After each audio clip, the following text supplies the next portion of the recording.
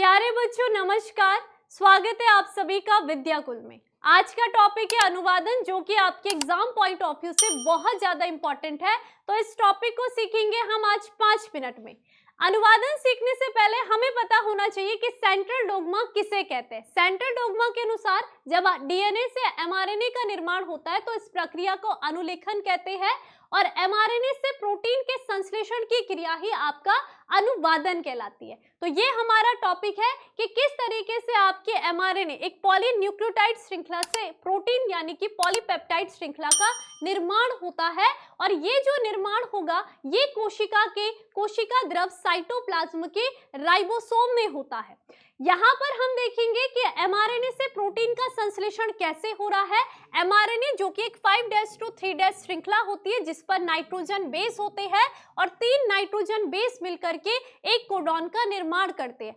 प्रत्येक कोडॉन किसी न किसी अमीनो अम्ल को कोडित करते हैं, और ये अमीनो अम्ल जब पेप्टाइड बॉन्ड के द्वारा जुड़ेंगे तो यहाँ पर प्रोटीन श्रृंखला का निर्माण करते हैं। तो इस तरीके से एमआरएनए से प्रोटीन का संश्लेषण होता है। अब यहाँ पर प्रोटीन संश्लेषण के लिए कुछ साधनों की आवश्यकता होती है, जैसे कि डीएनए, जो कि डीएनए रहेगा तब एमआरएनए बनेगा, तभी प्रोटीन का निर्माण होगा। इसी के साथ 20 प्रकार के अमीनो अम्ल, साथ ही साथ यहाँ पर आरएनए, तीनों प्रकार के आपके होंगे, आरआरएनए, टीआरएनए, एमआरएनए। इसी के साथ यहाँ पर राइबोसोम, साथ ही साथ एंजाइम्स कारक, और यहाँ पर ऊर्जा की आवश्यकता होगी जिसमें कि जीटीपी और एटीपी का यूज किया जाता है।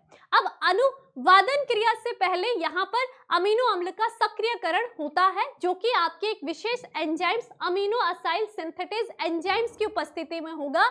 ये एंजाइम्स यहाँ पर अमीनो अम्ल को ऊर्जा की उपस्थिति में सक्रिय करके सक्रिय अमीनो अम्ल में बदल देता है। जैसे अमीनो अम्ल सक्रिय हो जाएगा फिर ये जुड़ता है टीआरएनए से, जिसके कारण टीआरएनए भी सक्रिय हो जाएगा। अब यहाँ पर अनुवादन की क्रिया प्रारंभ होती है। सबसे पहले आपके 5' to 3' श्रृंखला पर आपकी राइबोसोम की दोनों यूनिट, लार्ज यूनिट और छोटे यूनिट यानी स्मॉल यूनिट जुड़ जाती है। इसके लार्ज यूनिट पर यहाँ पर अब अमीनो अम्ल जुड़ेंगे।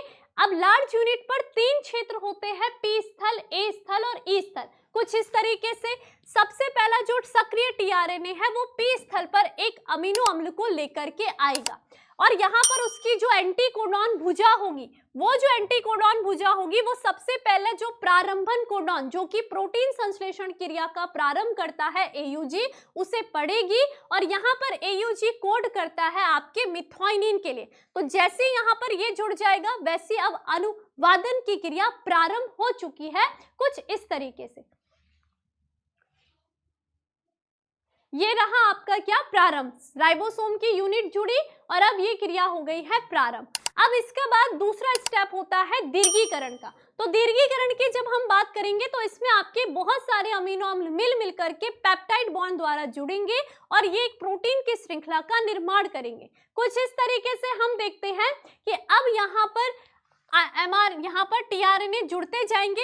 अब जो टीआरएनए आएंगे वो ए स्थल पर आएगा, फिर पी स्थल पर, पी वाला आपका ई स्थल पर चला जाएगा, लेकिन ये अपना एक अमीनो अम्ल को यहाँ पीछे छोड़ देगा। क्यों? क्योंकि जो आपके पी स्थल पर आने वाला जो पी स्थल का टीआरएनए होगा वो अपना इस अमीनो अम्ल और इस अमीनो अम्ल के बीच में एक पेप्टाइड बॉन्ड बन जाएगा, जिसके कारण ये टीआरएनए तो आगे चला जाएगा लेकिन पीछे क्या हो जाएगा, इसका अमीनो अम्ल यहाँ पर रह जाएगा। अब ये क्रिया लगातार आगे बढ़ती जाएगी। कुछ इस क्रम में हम देख सकते हैं कि यहाँ पर टीआरएनए आया, ये टीआरएनए हटा, इसने अमीनो अम्ल को यहाँ छोड़ दिया। फिर देखो, फिर टीआरएनए आया, यहाँ से हटा, इसने अपने अमीनो अम्ल को छोड़ दिया। तो इस तरीके से पेप्टाइड बॉन्ड के द्वारा ये अमीनो अम्ल की लंबी चेन बनती है और ये प्रोटीन की श्रृंखला कहलाती है।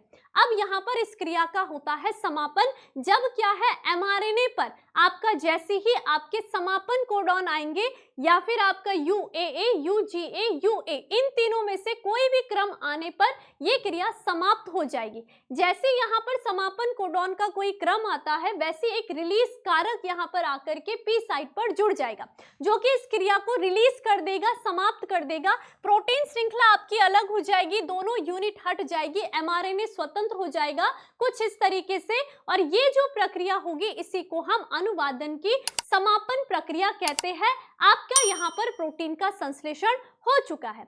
तो मुझे उम्मीद है कि आपको ये 5 मिनट में बहुत अच्छे से अनुवादन का कॉन्सेप्ट क्लियर हो गया होगा।